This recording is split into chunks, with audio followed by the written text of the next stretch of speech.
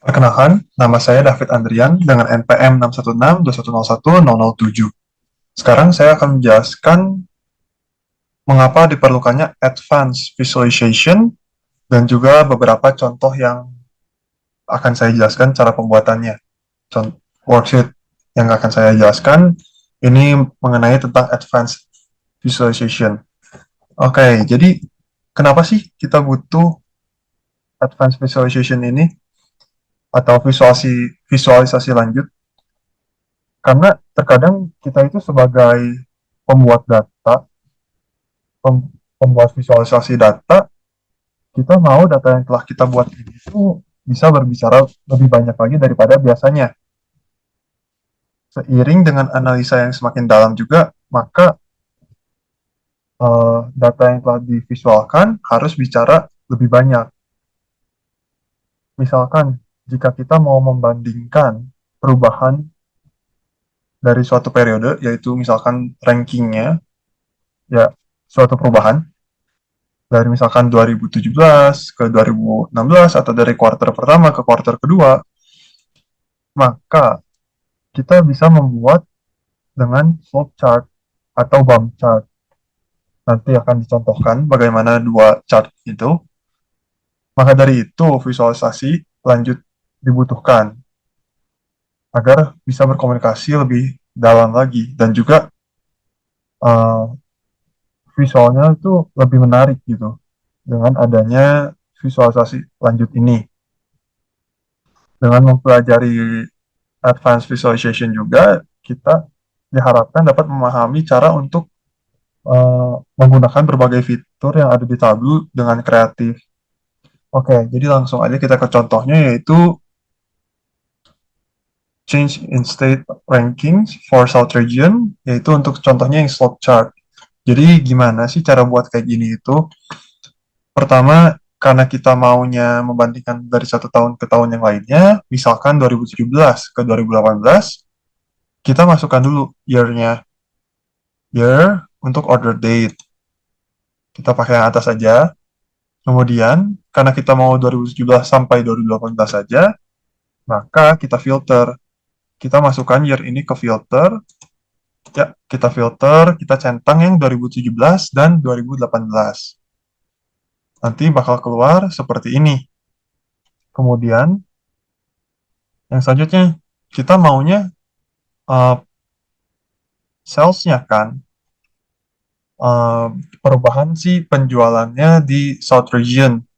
Maka dari itu, kita penjualannya kita masukkan. Kita masukkan ke rows. Kenapa ini kita masukkan rank? Karena kita juga ingin melihat ranknya, sesuai ranknya di tahun itu. Lalu, ini bisa dibuat dengan misalkan kita masukkan salesnya ke sini, terus kita bentuk rank dengan quick table calculation, segitiga kecil ini, kita pilih rank. Kemudian, atau bisa juga kita tulis di sini, rank some cells. Nah, bisa seperti itu. Lalu, bisa juga dengan create calculated field. Nah, saya mencontohkannya langsung membuatnya itu di rows ini. Lalu, biar bisa jadi seperti ini, kita compute sesuai, kita maunya state nih, sesuai state-nya. Maka kita compute-nya per state-nya. Oke, maka akan jadi seperti ini. Nah, ini tuh gak langsung seperti ini. Kenapa? Karena di sininya tuh nanti kosong, masih kosong. Karena itu kita nanti select aja.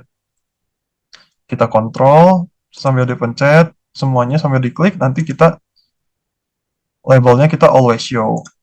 Lalu, uh, kita juga ingin menampilkan state apa sih yang di 2017 dan di 2018. Maka dari itu, state-nya, negara bagiannya kita masukkan ke label biar nanti keluar tulisannya. Lalu rank yang di sini kita kontrol kontrol klik, lalu kita pindahkan ke label juga.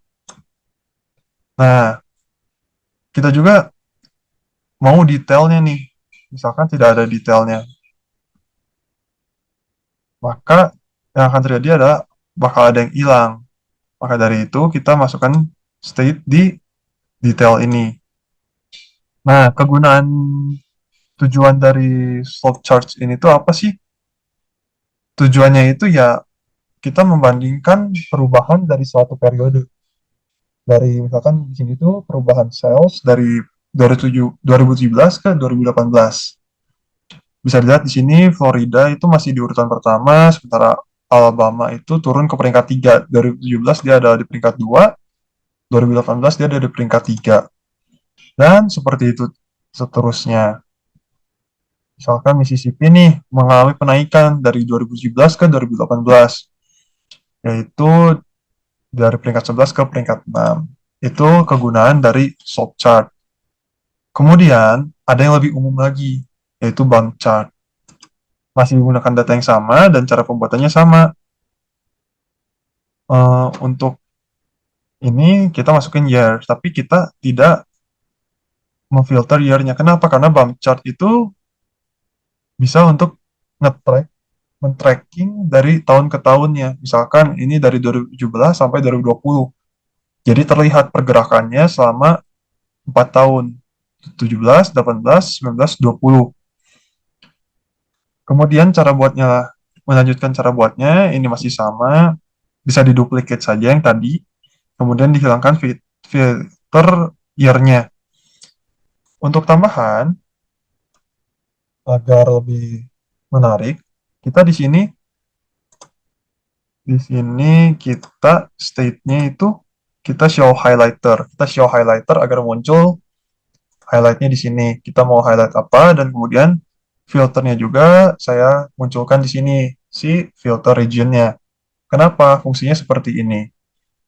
Ketika ini sudah muncul semuanya, lalu kita pilih misalkan mau Alabama, maka dia akan meng-highlight Alabama-nya saja yang terlihat untuk pergerakan dari 2017 sampai 2020. Misalkan tidak ingin Alabama, misalkan ingin Arkansas juga bisa. Pergerakannya terlihat dari 2017 ke 2020. Kemudian filter ini juga untuk memilih ya, misalkan kita maunya sentral. Nah, sentral itu nanti juga keluar. Bisa dipilih lagi. Kita kembali ke South, karena sesuai contohnya aja kita di South, tapi bisa juga di West. Caranya juga sama, tinggal kita highlight-nya kita pilih nih. Nggak mau Arkansas, misalkan di West ya. Kita maunya California. California berada di peringkat pertama dari 2017 ke 2020. Tidak berubah. Oke. Lalu, di sini juga ada formatnya di mana grid lines-nya itu non. Kita pilih non dan ini juga non. Karena jika kita pilih grid lines yang ini, maka akan terlihat ya si grid line yang belakangnya. Kita pilih non agar di belakangnya nggak ada grid lines. Di belakang sini. Biasanya kan ada grid lines, seperti di kamera ada grid lines untuk membantu mengarahkan gitu. Dan bump chart ini selain fungsinya untuk membandingkan dari beberapa kurun waktu, beberapa periode, bump chart ini tuh seperti slope chart, di mana bedanya adalah bump chart bisa dikatakan lebih general atau lebih luas lagi cakupannya, karena bisa terlihat jelas di sini pergerakannya ya. Lanjut, adalah worksheet yang terakhir yang akan saya jelaskan tentang waterfall chart. Waterfall chart ini mengenai tentang departemen, office supplies, dan juga terhadap running terhadap profitnya, terhadap keuntungan yang diperoleh dari departemen per kategorinya. Jadi yang pertama dimasukkan tentunya kita ingin melihat departemen dan kategori, jadi departemennya kita masukkan ke kolom, kategorinya juga kita masukkan ke kolom. Lalu, karena kita ingin melihat profit dari per departemen dan kategori, kita masukkan profitnya. di rows. Selain itu, kita juga harus masukkan profitnya di marks yang color dan juga marks yang size. Kenapa yang size? Agar kita bisa terlihat jelas size-nya kayak gimana nih ukurannya. Dan juga color-nya itu menunjukkan dari paling orange atau paling kuning adalah yang paling merugi hingga yang paling profit yaitu yang paling gelap. Lalu kita pindah ke analytics, kita ingin membuat si uh, grand total ini progresnya nih. Jadi caranya adalah masukkan nah, nah, di mana sih si grand total ini? Grand total ini ada di totals. Kita pindah ke analytics, terus totals kita raw grand totals. Ini akan menghasilkan yang abu ini. Nah, waterfall chart ini apa sih? Kita ini ingin memperlihatkan sebuah progres yang menjadi keseluruhan. Jadi gimana perjalanannya hingga menjadi grand total ini nih dari si departemen per kategorinya. Departemen slash kategori, ini ada furniture dan berbagai kategorinya hingga kita total profitnya itu adalah si grand total ini. Jadi waterfall chart itu untuk melihat sebuah progres menjadi suatu kesatuan. Jadi dari progres satu per departemen dan kategorinya menjadi satu yang utuh. Kemudian biar urutan kita agar terurut nih, kita sort. Nah, sortnya itu kita mau yang ascending. Jadi makin lama makin naik sehingga ini menjadi seperti air terjun ya, turun gitu. Ini sebagai tebingnya. Mungkin seperti itu, makanya disebut waterfall chart. Sekian. Oh, ada yang ketinggalan. Maaf. Di marks ini kita ganti jadi gen bar. Kita pilih di marksnya, kemudian kita pilih gen bar. Oke, sekian dari saya. Mohon maaf ya salah kata. Terima kasih.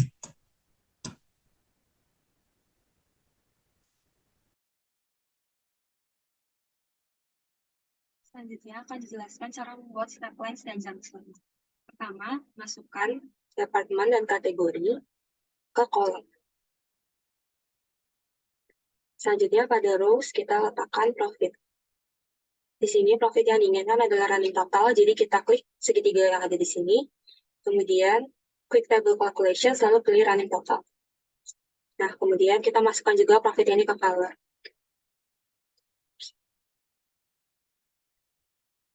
Kemudian kategori kita urutkan.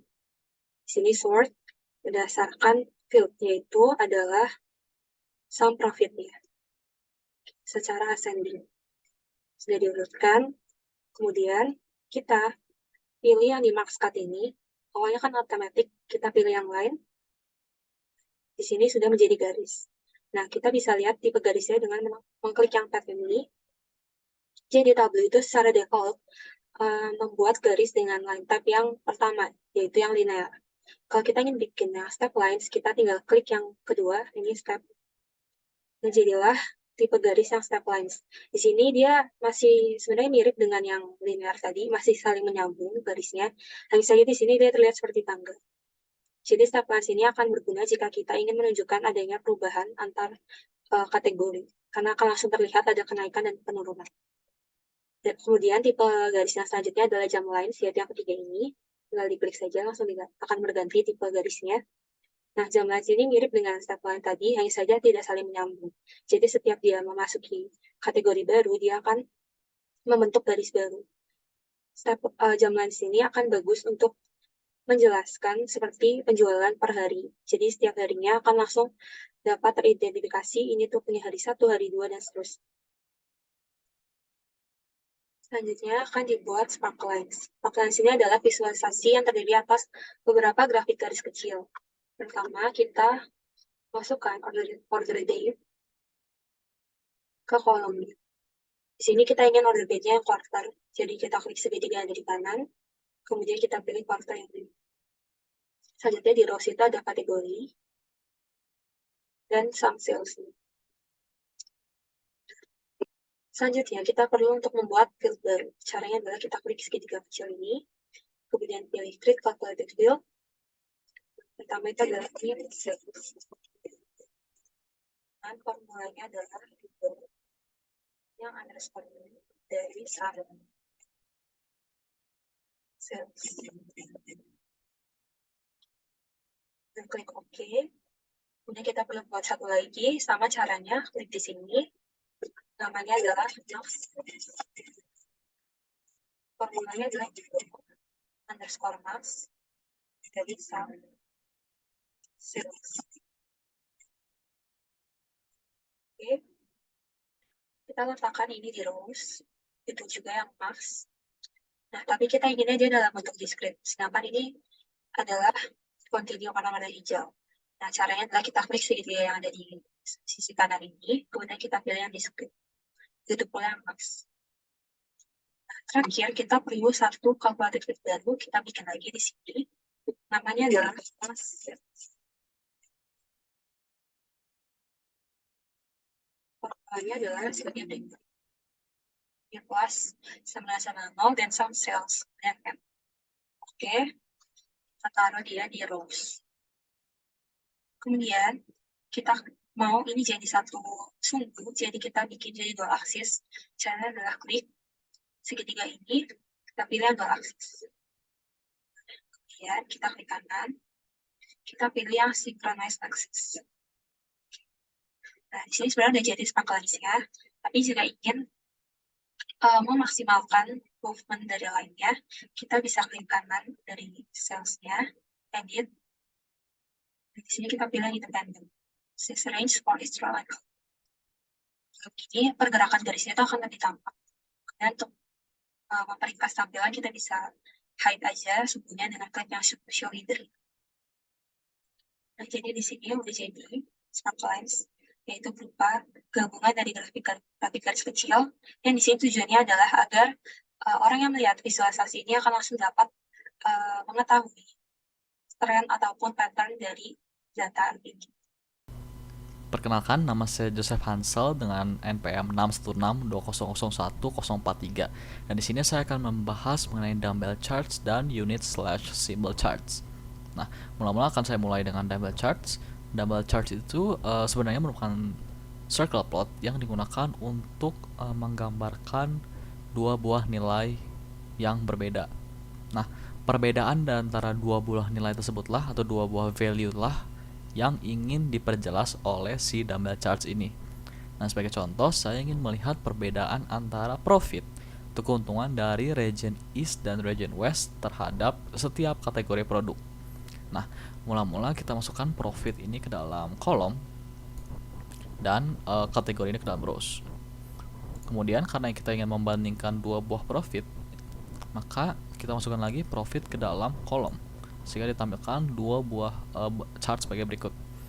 Kemudian karena kita ingin membuat dumbbell charts, maka marks itu kita ubah menjadi circle dan kita gunakan dual axis. Dan untuk mempercantik tampilan akan saya sort descending, itu menurun ke bawah, dan header yang di atas ini akan saya hapus sebagai berikut. Kemudian karena kita ingin membandingkan region East dan West, maka region itu juga harus difilter terlebih dahulu, itu yang East dan West saja. Oke. Nah, kemudian di sini kan ada di marks card itu kan ada dua, ada profit saja dengan profit 2. Nah, profit yang pertama ini kita masukkan region ke dalam color. Dan untuk yang kedua, ini marksnya tetap circle untuk yang pertama. Untuk yang kedua ini kita ubah marksnya dari circle kita ubah menjadi line. Dan region itu kita masukkan ke dalam path. Nah, sehingga dihasilkan dumbbell chart sebagai berikut. Nah, kan di sini terlihat bahwa si perbedaannya itu dihubungkan oleh suatu garis abu-abu. Contohnya seperti ini. Dan ini kan sudah terlihat seperti dumbbell. Nah, di sini kita bisa melihat perbedaan antara West dan yang East. Dimana yang West itu kan diwarnakan oleh warna oranye, dan yang East itu yang East itu memiliki warna biru. Nah, di sini kan benar-benar terlihat perbedaan antara profit dari East dan West. Nah, satu tambahan kan apabila ingin merubah warna mudah saja, tinggal marks yang profit pertama ini tinggal klik create color, edit color, dan rubah warna yang sesuai dengan keinginan. Oke, berikutnya akan saya lanjutkan dengan unit/symbol charts. Nah, sebenarnya unit atau symbol charts itu sama saja dengan charts yang pada umumnya, namun perbedaannya itu hanyalah si logo atau si simbol dari chartsnya. Nah, agar tidak bingung, akan saya lakukan demonstrasi contohnya. Dan di sini saya ingin menggambarkan atau membuat pelanggan yang atau customer yang mengalami keterlambatan dalam pengiriman barang atau mengalami late shipping. Nah, karena kita ingin membuat late shippingnya itu, maka kita mula-mula bikin, maksudnya akan kita buat calculated field dan kita beri nama late shipping. Kemudian, nah isinya itu apa? Jadi si field itu merupakan dative atau perbedaan dari tanggal. Yang dilihat itu adalah bagian D-nya, dan start date itu adalah order date, dengan end date itu adalah ship date. Nah, di sini kita bisa menentukan berapa lama sih waktu atau hari yang diperlukan agar dianggap bahwa pengiriman itu terlambat. Nah, di sini saya akan menggunakan 14 hari atau 2 minggu gitu. Jadi barang-barang yang tidak di shipping dalam 2 minggu itu kita anggap sebagai terlambat. Lalu kita klik OK. Kemudian kita filter terlebih dahulu. Yang digunakan itu kan yang terlambatnya saja, maka kita filter dengan nilainya itu yang true. Oke. Nah, kemudian karena saya ingin melihat region per customer yang terlambat shipping itu per region, maka kita masukkan region itu ke dalam rows dan customer ID-nya itu ke dalam detail. Nah, di sini dapat lihat bahwa demikianlah pelanggan-pelanggan yang mengalami late shipping. Nah, untuk mempercantik tampilan lagi, akan saya sort pelanggan-pelanggan ini, sort by-nya itu field dan descending, dan yang di sortnya itu adalah si customer ID-nya. Nah, grade itu adalah count distinct.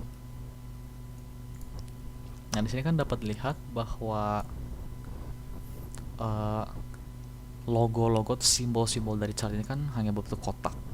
Nah, di sini saya bisa rubah jadi sesuai dengan apa yang saya inginkan. Nah, cara dari marks kali ini kita gunakan jangan otomatis, tapi kita gunakan shape, dan shape kita ubah sesuai dengan keinginan sendiri. Dan di sini kita gunakan more shape, dan shape palette itu kan ada banyak. Karena ini kan orang yang mengalami pelanggan yang mengalami keterlambatan itu kan orang ya tentunya. Maka shape palette yang saya gunakan ada di gender dan di orang ini, logo orang ini. Kita ke OK. Dan kita atur size-nya sedikit. Dan didapatkan chart sebagai berikut. Nah, di sini kan sudah terlihat jelas bahwa di situ sekarang ada 5 orang gitu ya yang mengalami keterlambatan shipping. West ada 4, South ada 3, dan seterusnya. Dan apabila kita hover mouse-nya ke orang-orang tersebut, maka kita tahu customer ID yang bersesuaian. Nah, di sini kan benar-benar ditunjukkan gitu bahwa pelanggan yang mengalami keterlambatan shipping itu kan orang-orang gitu ya. Nah, itulah fungsi dari symbol charts ini, unit atau symbol charts ini. Nah, sebagai catatan tambahan, kan shape-shape yang diberikan oleh Python itu kan terbatas. Walaupun ada banyak dari shape itu kan, tapi kan terbatas. Nah, kita sendiri bisa menambahkan shape sesuai dengan apa yang kita inginkan. Nah, caranya gimana? Nah, mula-mula kita buka dulu PC, maksudnya buka libraries PC masing-masing. Lalu kita ke documents, dan di documents ini kita pergi ke My Tableau repository. Kita buka, dan di sini ada shapes. Kita buka. Nah, di sini dalamnya adalah folder-folder shape palettes yang sudah dari bawaan si tabelnya. Sebagai perbandingan, apabila kita ke more shapes, Sini ada default, field, arrows, bars, dan lain-lain. Nah, ini merupakan isi-isi dari shapelets dari bawaan tablonya. Nah, apabila Anda ingin menambahkan si logo-logo atau simbol-simbolnya, maka tinggal bikin folder baru seperti new folder. Misalkan saya beri nama folder baru itu contoh gambar gitu ya. Nah, kita tinggal masukkan logo-logo itu simbol-simbol yang kita ingin gunakan ke dalam folder baru ini. Nantinya akan muncul di shapelet yang ini apabila kita refresh si aplikasinya. Oke, demikian penjelasan mengenai dumbbell charts dan unit/symbol charts. Terima kasih. Perkenalkan, nama saya Feren Aurelia dengan NPM 61620011104.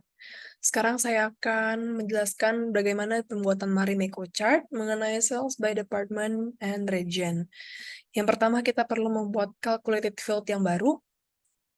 Kita beri nama sales or region. Lalu untuk perintahnya, kita akan menggunakan perintah ini. Nah, perintah ini itu berguna untuk bar yang pertama. Kita akan mulai dari nilai 0, dan kita akan memasukkan jumlah penjualanan, tetapi kita akan mengeksklus jumlah penjualanan yang berdasarkan departemen. Nah, untuk kondisi lainnya, untuk bar yang kedua, kita akan masukkan nilai previous value, yaitu bar pertama, dijumlahkan dengan jumlah penjualanan di region yang lain, dengan mengeksklud jumlah penjualanan berdasarkan departemen. Untuk kondisi yang paling terakhir, else, yaitu kita akan menentukan jumlah penjualanan berdasarkan segmen, tetapi di region yang sama. Lalu kita klik OK. Nah, pentingnya ini untuk membuat Marimekko chart, kita harus set ini menjadi bar mode. Nah, untuk sales for region ini, kita masukkan ke kolom. Dan untuk roles-nya itu kita masukkan sales. Selanjutnya, untuk bagian marks-nya ini, kita akan masukkan region itu ke color, department ke detail, department, sales, dan region kita masukkan ulang ke bagian label. Nah, selanjutnya, kita mengubah jumlah penjualan ini menggunakan percent of total ya, quick table calculation-nya. Nah, ini compute using department. Nah, selanjutnya kita juga membutuhkan kalkulasi yang baru. Dengan perintah, kita akan exclude jumlah penjualan department, tetapi kita membutuhkan jumlah penjualan tanpa adanya pemisahan dari department. Lalu kita masukkan perintah ini, kalkulasi ini ke size. Nah, untuk pembuatan Marimekko chart, kita tentukan size-nya itu fix, alignment-nya itu right. Nah, selanjutnya, hasil belum final. Untuk sales for region-nya itu, kita compute using region, yang pastinya kan. Dan setelah itu, kita untuk sales-nya ini, kita quick table calculation-nya percent of total, lalu compute using-nya itu department.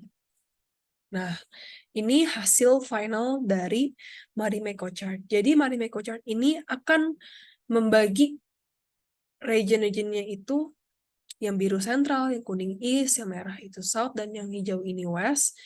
Nah, untuk perbagian regionnya ini, dia akan membagi bobot-bobotnya itu berdasarkan segmen, yaitu yang ada furniture, office supplies, dan teknologi. Nah, segmennya itu ya di sini department ya. Kita bisa tahu teknologi di region sentral itu bobotnya 42,66%. Untuk office supplies 23,12% dan furniture 34,22%. Nah, ini pentingnya sales for region. Jadi ini yang bar pertama. Dan untuk bar selanjutnya, dia akan menjumlahkan jumlah pada bar pertama dijumlahkan dengan jumlah pada bar selanjutnya, yaitu regionnya East. Makanya itu regionnya East itu starting point-nya itu setelah region sentral, bukan dari titik 0 sini. Nah, selanjutnya kita akan masuk mengenai animated visualizations. Untuk topik yang ini, kita akan memasukkan profit ke kolom, dan sales itu ke rows. Tinggal dibalik saja. Lalu kita akan masukkan department itu ke color dan label. Nah, kita bisa lihat ya, titik-titiknya untuk setiap department, ada furniture, supplies, dan teknologi. Dan kita membutuhkan filter dari region. Show filter. Nah, sudah terlihat filter-filternya untuk setiap region. Nah, selanjutnya untuk membuat animated visualizations, itu berarti kan animasi, visualisasi yang dianimasikan. Kita klik format, lalu kita pilih animations. Nah, kita bisa lihat ya, terbagi menjadi 2 bagian, workbook default dan selected sheet. Tapi kita akan fokus ke selected sheet sehingga workbook default-nya kita matikan. Nah, untuk selected sheet-nya ini kita akan nyalakan, yaitu kita pilih on. Durations-nya itu kita pilih yang medium dahulu ya, 0,5 detik. Dan untuk style-nya itu simultaneous default, ya sebagai settingan default-nya dari Tableau. Nah, kita apa sih animasi dari visualisasi ini kita lihat. Nah, ketika kita memilih region sentral, nah kita bisa lihat ya furniture ini berada di titik di antara 750K dan 800K. Nah, ketika kita memilih opsi region East juga, nah kita bisa melihat pergerakannya. Titik furniture ini menjadi berada di 1900K sampai 2000K. Nah, itu fungsinya dari duration-nya itu 0,5 detik. Jadi perubahan dari titik awal ke titik selanjutnya itu, lamanya itu, durasinya itu 0,5 detik kecepatannya. Apabila kita naikkan durasinya itu jadi 2 detik, itu tergolong very slow. Nah, kita bisa lihat nih, ketika kita memilih region South juga. Nah, pergerakannya itu lebih lama. Nih, dari East sama Central kita tambahkan South. Nah, pergerakannya itu melambat. Nah, itu durasinya selama 2 detik. Sudah, itu sekian mengenai pembuatan animated visualizations dari saya. Terima kasih.